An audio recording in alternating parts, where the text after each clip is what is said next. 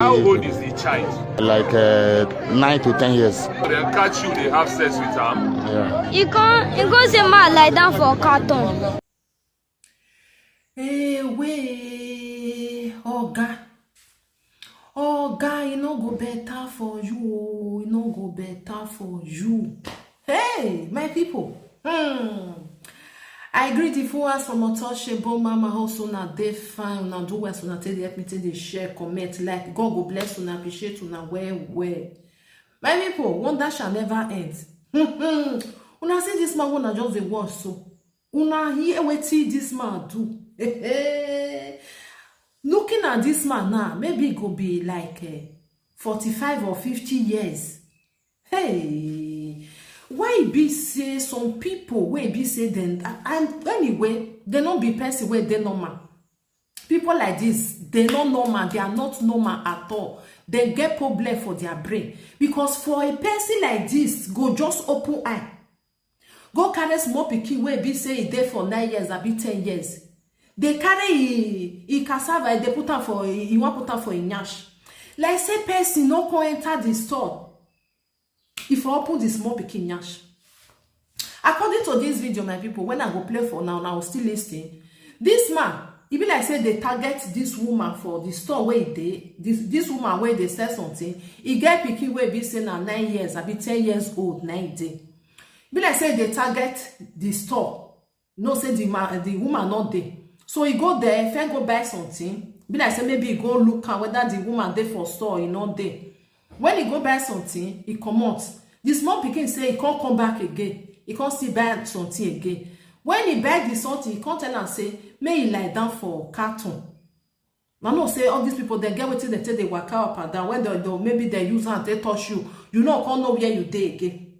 Say tell the small pikin talk say he tell am may he lie down for carton. As he lie down for carton, he can't lie down on top of her. He say no put cloth, but he carry something come out. He carry bola come out. As he dey put her for the pikin nyash na person come wan come buy something, he come catch them. He come catch this man say be one open small pikin nyash. Now that person wey say come go call him mama come say come see wetin this man dey do to your pikin o. Now they take hold and they come call vigilante make they come see wetin dey happen. He say na the first time when they do am, not be the first time when they do am. This one don dey do am. Carry small, they see small pikin. They want make they open their nyash. Many olosho they dey for outside. If you give them money, they go give you their body. You know, see those one may go carry. No, na small pikin wey be say if mama leave for store. Now he go see say he want go carry.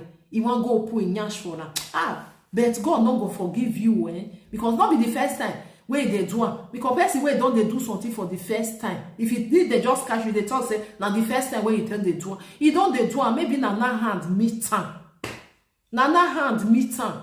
Some people now only God go forgive you now. If una know where, mona go meet people where go feel treat you na. I know say the country hard, but mona find way and way. Mona talk to some people, mona they tell people say, una know they okay. How you dey wetin the small pikin wetin get wey you dey like for your body? Wetin get? Wetin dey attract you for them? Wetin dey draw you? I don't know. May I put the video when we listen to the nonsense wey dey vomit come out. Wetin be your name and your surname? Uche Ogochukwu. Uche Ogochukwu from where? Akumas. Where in Akumas? Super quarter. How old are you? 43 years. Okay, what do you do for a living? Conductor. Bini Abo, Bini Onesha. We are they live na Obieli. Yeah. Okay. So wetin bring you here? Wetin bring me here? He get one boy. Me with and they play. Like say we dey sex ourselves. So now the junction happen. The mom is as they say like I go. I don't know say the mama don't come the place where they live. Because I don't tell them where they live. Come report. Not be say me with the person get problem for where they live. So as I come, now those people when me with them they say say you don't come. And so they carry me go Pacom Palace. What do you and the boy do? with the at the fucker. How old is the child? Like 9 to 10 years. They catch you, they have sex with them. Yeah. Okay, so for how long you don't they do them? Not only once or twice. Only once. You know they speak up. Who want to hear us? Only way you have a shit volume. No, look at that. How long you don't they do them? Not today. Eh? Not today. Go. Now today be the first time we did with this. Not today. So now other children they do with people. No, I never do such a thing with any. You never do such a thing for your life once. So how that they do them? Just explain how they take catch you now. Now for inside house, I be inside bush. Inside a mama shop. Inside store. Inside Mama shop. Store. Where a mama store they so? For Oromi Junction side. Oromi Junction. Yes, so your mama not there, leave the small Pikin for shop. When you reach there, what you talk? You say you want to buy something, I be you want to sleep. Wetin carry you go there? No, I go there, go chop. I go there, go chop. As me with the, as I chop finish, now me with the boy come they play. Now so that kind of thing come. You and the boy come they play. Which kind of play that they play? Now the boy first they touch my prick, they do. Now so. You can't buy something, now you hold your manhood as you talk. Wetin you can't do? He can't bring out a prick. Me, he can't bring out my own. He can't they do it like this. He can't say make I turn. I do like this for back. It's time for my back. When one customer come buy something. Now he see us. He come tell a mama. Now there mama come they shout. They come they beat me. Where you they put your prick for the small boy body? Now me we can just they touch our prick like this.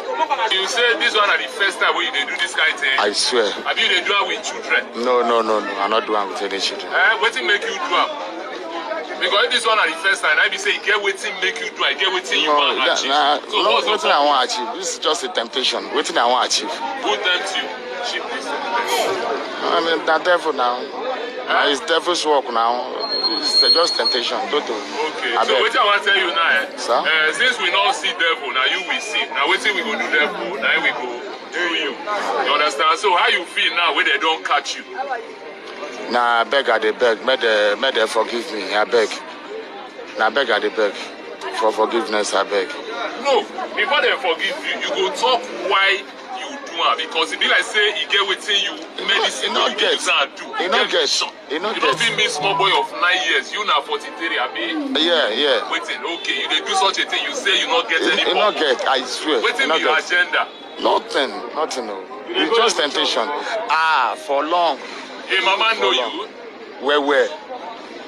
So before today, you don't do the small Pikin down. They do this kind of thing. No, since when they do this thing, this scarcity of money, I never go a shop. Now only today I go there. Now, no, I don't think why they go there. Catch you now. What the person can't do? What you can't do? The person can't buy food, come out. He can't tell the mama.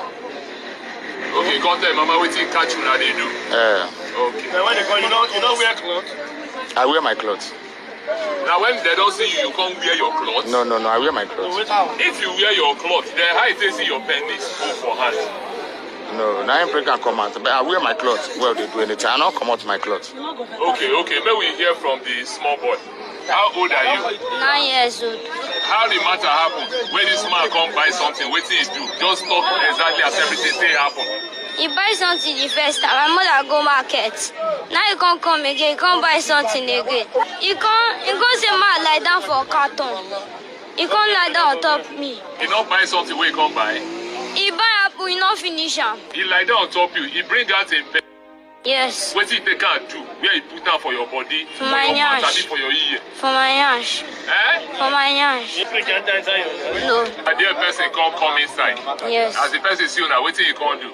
Now he can't tell me make I wear my nika. Now as the person come off in my mother can't come. My mother can't go across. My mother can't go give person food. The person can't call my mother. The person can't tell my mother. Wait till that man they do for our store. Now my mother can't say I bet me talk. Now you can't talk. You can't say you see me and now. Oh, like that for carton.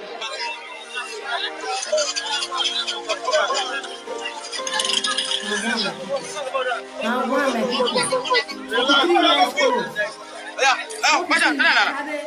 Carry your Stand up.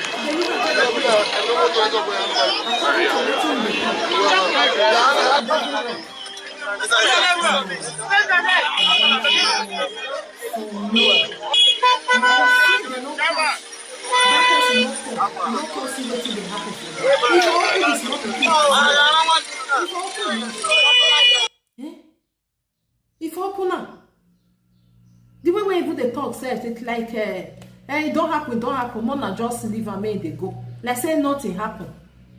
My people, be careful. Be very, very careful. All these people, they're many. I know say they still there for abroad. Though. They're many. Now just be careful of your children. For real. Now one. My people, now so we see the Torio. Thank you for being here. Help me to share this video so that other people may they use and say learn. Because even though sometimes you leave your pikin for somebody, now risk. Because you don't know that person. You don't know what they for inside brain. This one now, 43 years, pikin wey be say go supposed to be your old son. Now you call the talk say he carry your son to use until they play. Una do well, my people. God bless you for being here. Help me to share this video. Please follow my page, Untouchable Mama backup page, or Unto Mama on YouTube. One love, keep us together. Bye bye for now.